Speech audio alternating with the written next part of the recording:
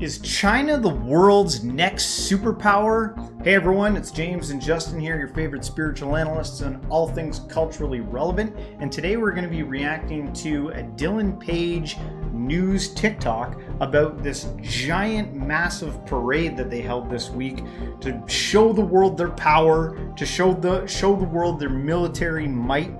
And they invited some world leaders like Putin and the leader of North Korea. So this was a big, heavy-duty event to display before the world. Says a lot that those people were the specific people invited. Yeah, I think there was more. There was lots there, but they stuck out. You know, right. Like as Putin. And Dylan Page as the correspondent on this, as like the news coverage guy. He's really like made a thing as being this like covering news events. He's awesome. He's pretty popular. I like Dylan Page. He's my favorite news reporter. All right. Well, let's see what he has to say.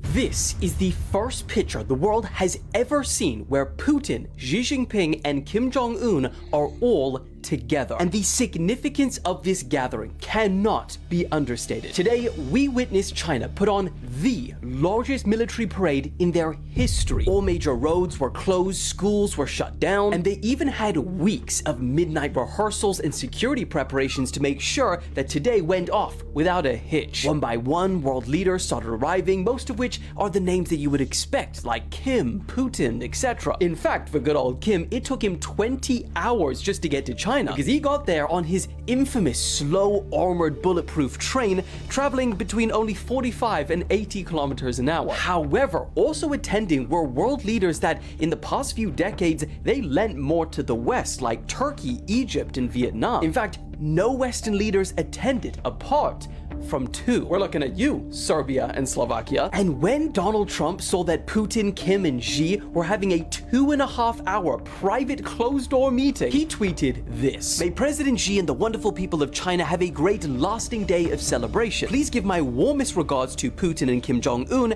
as you conspire against the United States." Now, it wasn't just what they spoke about that will be of concern of Western leaders watching. It'll also be the new weapons that China unveiled. These included new powerful laser weapons capable of taking out swarms of drones, burning electronics, or even blinding pilots, new nuclear ballistic missiles with a range capable of striking US mainland, giant underwater unmanned drones, and also a number of weapons which display China's heavy investment in the future of warfare, including drones, smart tanks, AI-assisted weaponry, and of course, even robot dogs. In fact, today on Chinese social media, all of the top searches were about the parade and its weapons, including the fourth one talking about their new ICBMs having the striking range that covers the entire world. But for Xi Jinping, what means more than showing off new weaponry is showing off a new world order, one that challenges the West and its allies, but also one where China is positioned right in the center. In fact, in Xi's speech overlooking the military parade, he said, "The rise of the Chinese nation is unstoppable. Strength may prevail for a time, but over the long arc of history, it's reason that wins." So the question is Donald Trump's foreign policy pushing these countries together to strengthen their relations? Or was what we saw today inevitable and would have happened no matter who was in office? All right, you might be asking, why are two guys on the Stay Spiritual channel reacting to this video? And I think one of the reasons I picked it is sometimes I think in the spiritual community, people they stick their head in the sand, and there's all this talk about, like, especially within New Age, about the age of Aquarius and how we're all ascending and we're all becoming these like super benevolent beings somehow. We have a long way to go. If you watch that video, I hope one thing sticks out is that there's a lot of work that needs to be done for humanity. We were essentially watching a parade of human killing machines and people standing around and cheering it on.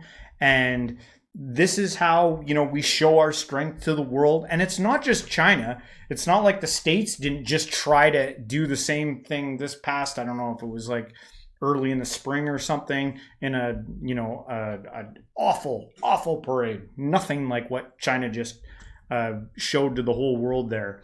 And I don't know if that means that they're the world's superpower. I've seen a lot of the innovation and stuff that they've been doing in better places, like in their healthcare and technology that actually helps humans.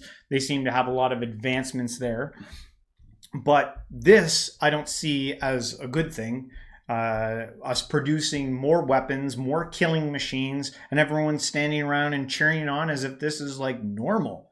How has this become like the normal thing, for humanity, is to like cheer on death-killing machines as they walk down the street? Just you really didn't know? strange. You didn't know? What makes this world go round?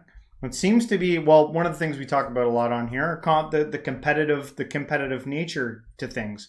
But there is a yin and a yang effect. Donald Trump, man, he's trying so hard to make America great again. He's trying so hard. And it's like by doing what you're doing, by like isolating yourself and making your nation an island unto itself, it causes other nations to collaborate, come together, like what they're doing here. There's a reason why Putin's coming here and the leader of North Korea and other leaders coming to cheer this on. It's to show America that we see what you're doing. We see how you're trying to enforce your power all over the world, and we're going to start doing that. They're showing their might. So there's a cause and effect to all of this. Rather than taking the idea of, we're the most powerful and we're going to conquer and we're going to do everything for me, myself, and I. If you reached out to the rest of the world and we tried to figure out these things to collectively as a whole, how we could bring prosperity to all the people, you wouldn't have to sleep with one eye open. You wouldn't have to have rockets, the size of buildings, on jeeps and vehicles and stuff like that. Well said. I hope somebody out there listens to your reason. You know what I mean? Because to me, it's not. I don't think I'd enjoyed a parade like that. Of don't mess with me. I'll use these giant phallic destroyers. Are the leaders overcompensating with the size of their rockets? I'm not saying that. I don't think I'd enjoy a parade like that because it's kind of intimidating, right?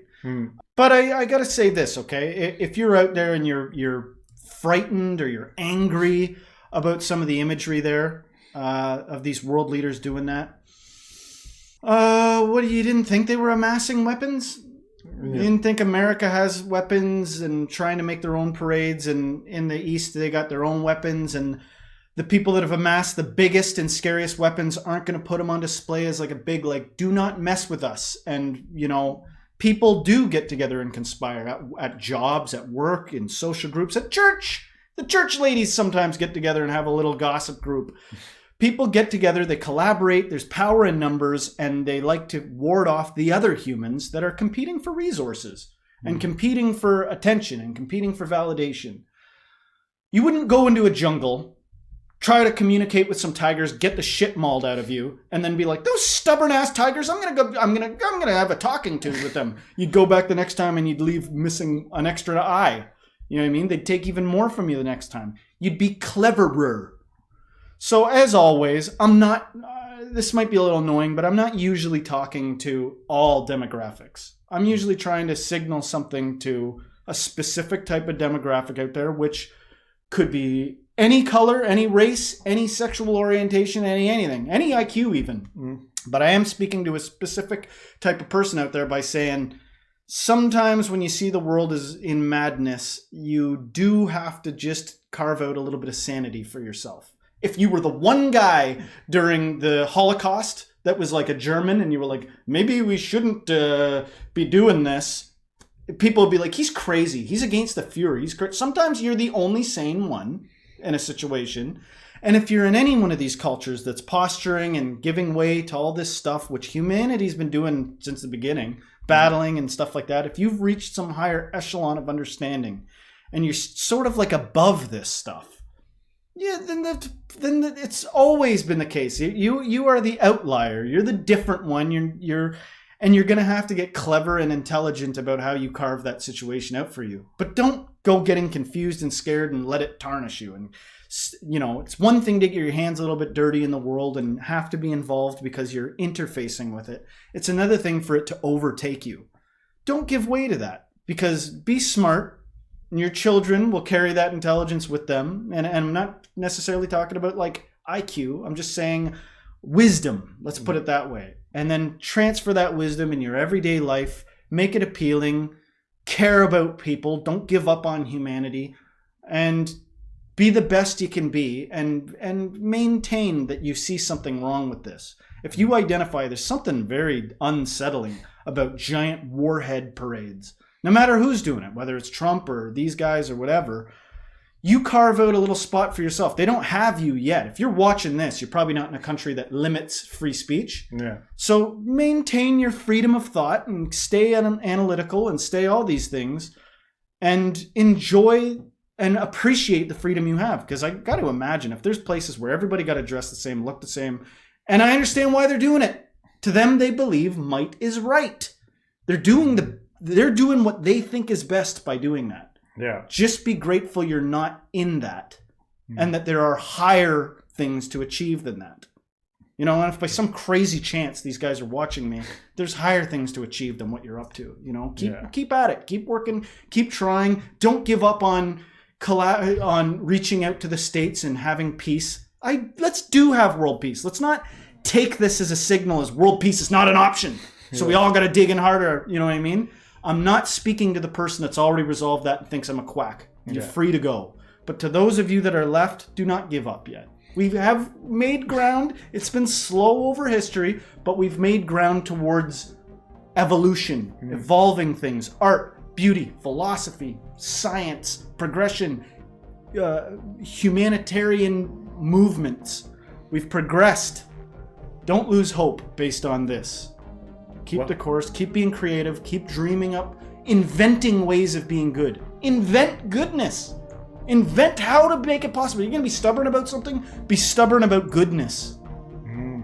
All right, well said. We'll end it there. Hopefully you guys enjoyed our reaction on this. If you did, don't forget to hit the like, subscribe, share this with a friend, and everyone, until next time, stay spiritual.